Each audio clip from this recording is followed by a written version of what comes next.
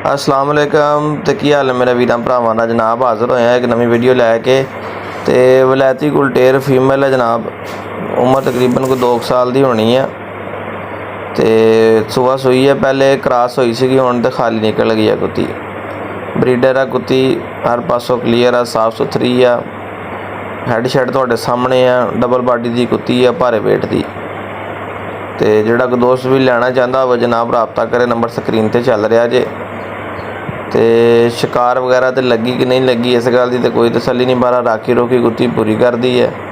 ओपरा बंदा वेख के भौंकदी शौंकदी है। सोहनी है कुत्ती, सेहतमंद है, नस्ल च भी पूरी है। तो जिहड़ा कोई दोस्त भी लैना चाहता हो जनाब, नंबर मेरा स्क्रीन पर चल रहा जे, तुसीं मेरे नाल राबता कर सकते हो। यही अपना कॉल ते नंबर, यही अपना WhatsApp नंबर हैगा वा। तो बिल्कुल साफ सुथरी कुत्ती है। यह हुण ही खाली गई है, 1-2 दिन हो जाता, टाइम पूरा हो गया है। क्रॉस करवाई सी कि दोस्त ने, मगर ये कि अपना इन्हें बच्चे नहीं दिते तो वह सेल कर रहा, उन्हें कुत्ता लेना कोई।